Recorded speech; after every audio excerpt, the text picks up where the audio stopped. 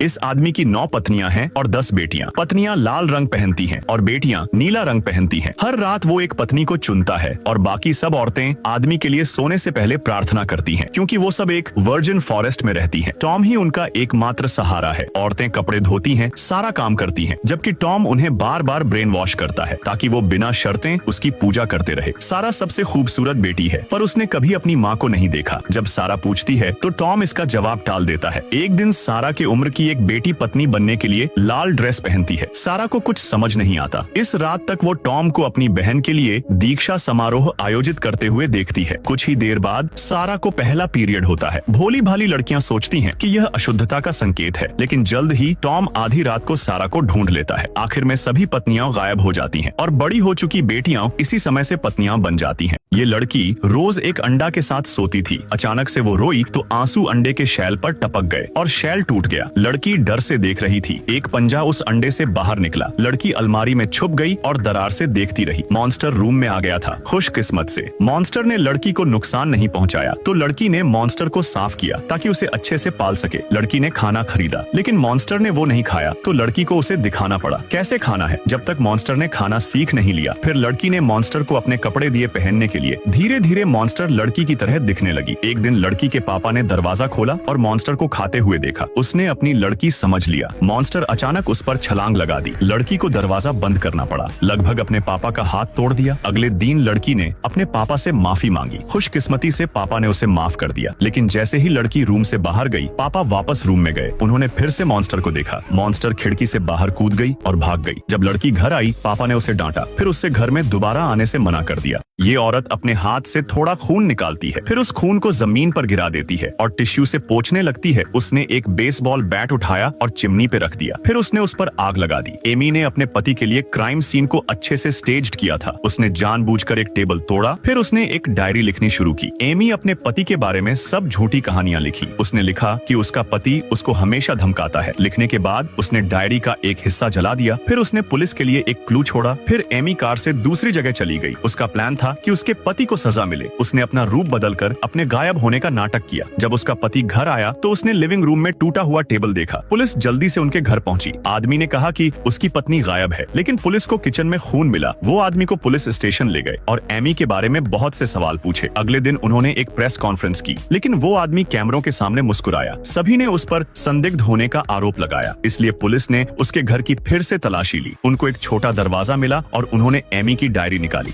ये सोल्जर खुशी से मुस्कुराया क्योंकि वो अपनी मंगेतर से मिलने के लिए उत्सुक था, पर जब वो प्लेन से उतरा तो उसने उसे नहीं देखा। उसने अकेले ही टैक्सी ली और थोड़ा निराश फील करते हुए घर पहुंच गया। जब उसने दरवाजा खोला तो सारा फर्नीचर गायब था। घर की बिजली भी बंद थी। सोल्जर को कुछ गलत लगा तो उसने अपनी गर्लफ्रेंड को पुकारा, पर कोई जवाब नहीं मिला। तो उसने फोन कॉल्स करना शुरू किया और हर कोने को चेक करते गया, पर फोन पे उसको सिर्फ एक वॉइस मेल सुनाई दिया। वो एक कोने में बैठ गया, समझ नहीं पा रहा था कि क्या हुआ। सोल्जर की भावनाएं और इंटेंस होते गए। शायद ये बीमारी थी। शांत होने के बाद सोल्जर असहाय होकर जमीन पर लेटे हुए फोन चेक करता रहा, पर हर बार निराश हुआ। अगले दिन उसने अपनी गर्लफ्रेंड के काम की जगह का पता लगाया। उसने देखा कि वो किसी और आदमी के साथ है। गुस्से से भरा उसने अपनी गन उठाई और कार से बाहर निकला। लड़की बोलती है, हमारे बीच सब खत्म हो गया, मुझे माफ कर दो। मुझे लगा तुम हमेशा के लिए चले गए थे, तुम्हें जाना पड़ेगा। सोल्जर बोलता है, मैं कहाँ जाऊँ। वो गन उठाकर अपने सर पर लगा लेता है।